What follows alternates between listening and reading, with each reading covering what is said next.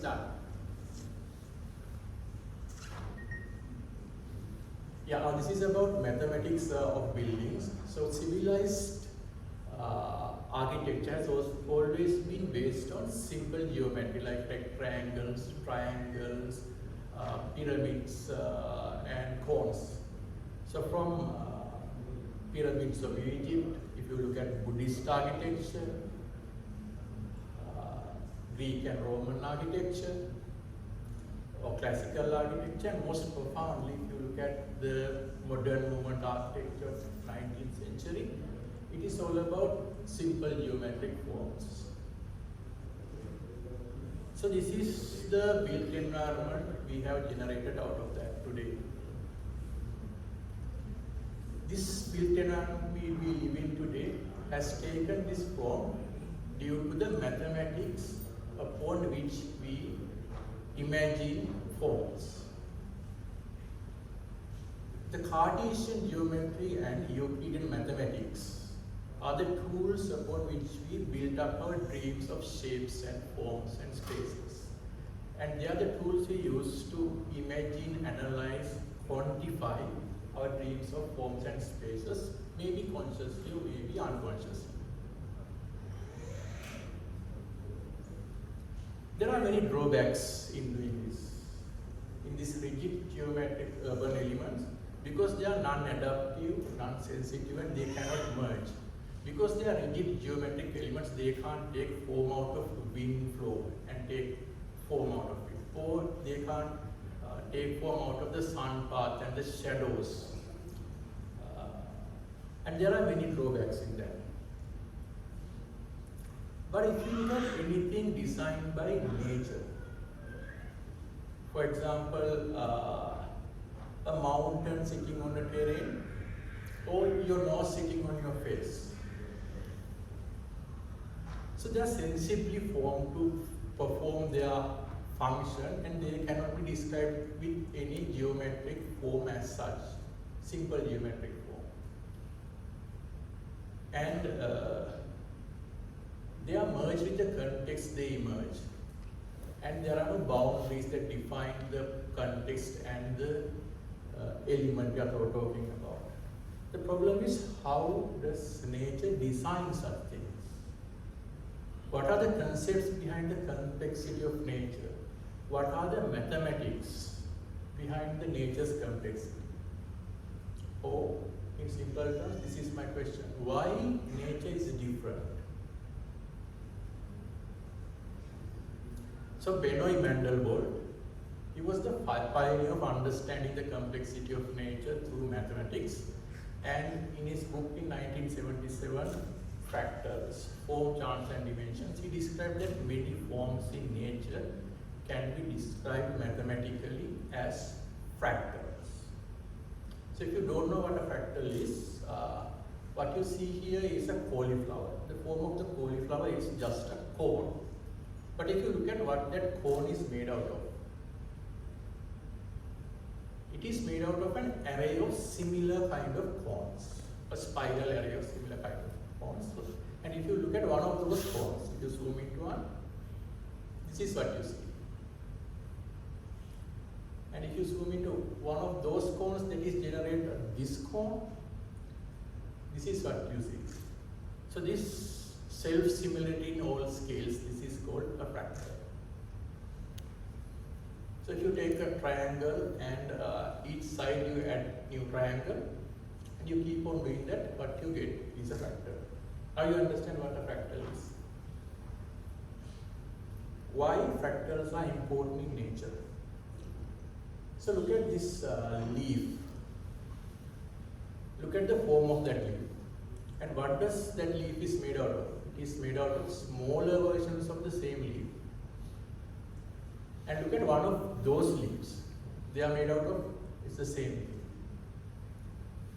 For this pattern, Mandelbrot called fractals. The fractal geometry can be seen everywhere in nature, in leaves, in flowers, in corals, in mountains, in lightning, in clouds, in water flakes and crystals. These are some snowflakes. Just see whether you can recognize fractals here. Yeah, so this is a formation of a river. Just see whether you can find fractals. So fractals are the one and only strategy to understand the complexity of nature. Fractals can describe mathematics behind all of them. So fractal geometry is there in your lungs, in the formation of your lungs, your vascular system, and also in your neural systems. So to understand the complexity of nature is to understand what it takes to produce that complexity. This is ice formation in Himalayas. Just see, you can recognize fractals. So fractal geometry explains the formation of galaxies, and it also explains the formation of molecular crystals when you solidify water. So it is there in universe from all scales, from molecular scale to the formation of galaxies in terrestrial scale. So there is order in chaos we see in nature. There is geometry in clouds and waterfalls and flowers you see. And this is a cloud. Can you see fractals here? If you can do it, now onwards when you go out, the way you look at nature will be changed. So let me take you a little bit forward to the mathematics of nature. I'll explain complex numbers. I think everybody in this audience knows what a complex number is. So let me introduce the complexity. It's very simple. There's a horizontal axis. This is the real axis. The real part goes there. And here's the imaginary axis. And this a plus bi, complex number, can be represented a distance from real axis, b distance on imaginary axis. And this is a plus bi. Simple.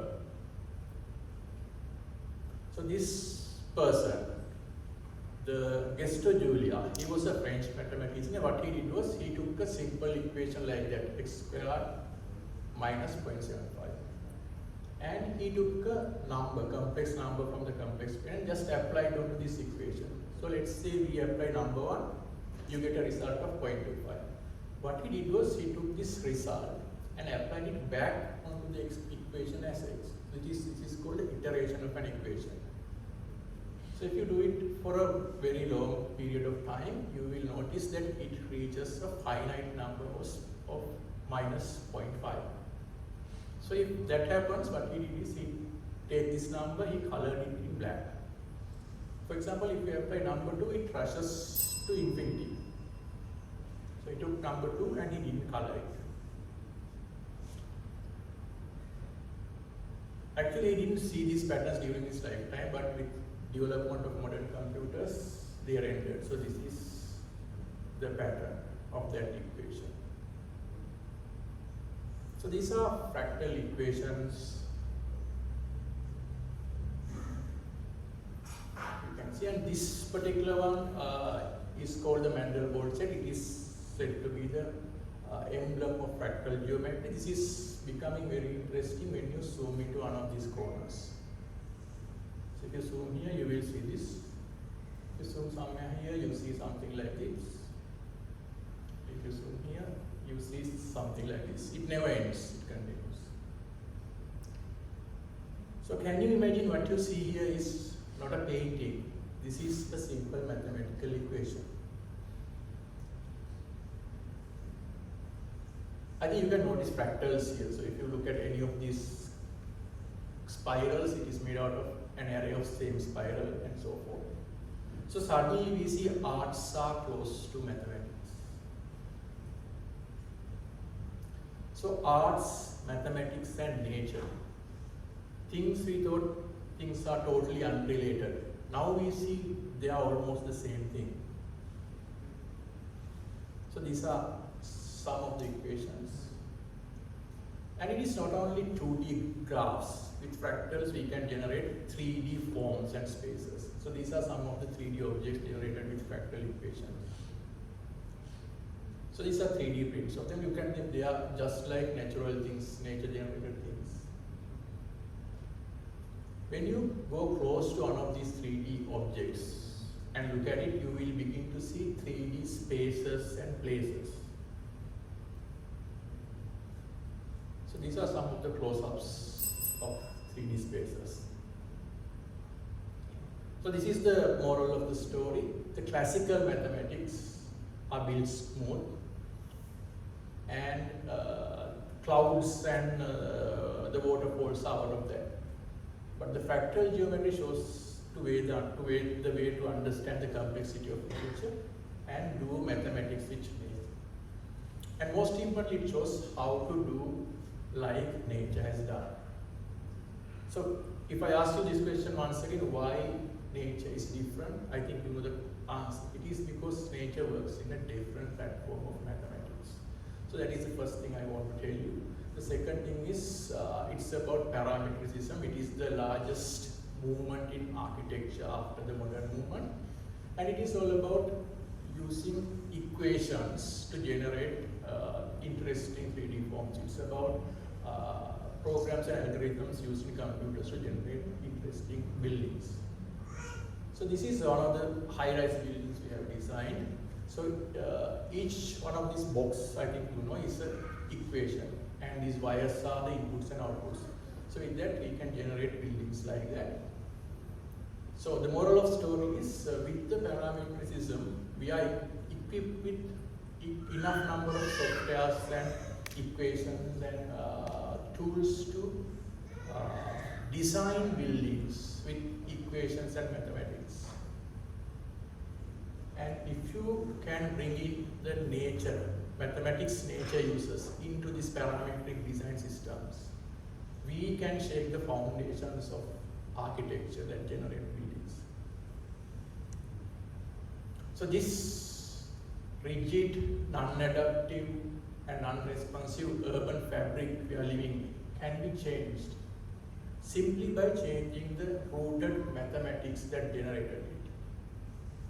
The framework of mathematics, the box of conventions we live in, the axioms behind our thinking. So first step is you should be able to see it. What are the axioms in your mind that restricts your thinking? So simply break the box of conventions that restrict your thinking. We will have a better world to live in. Yeah. That's it. Thank you.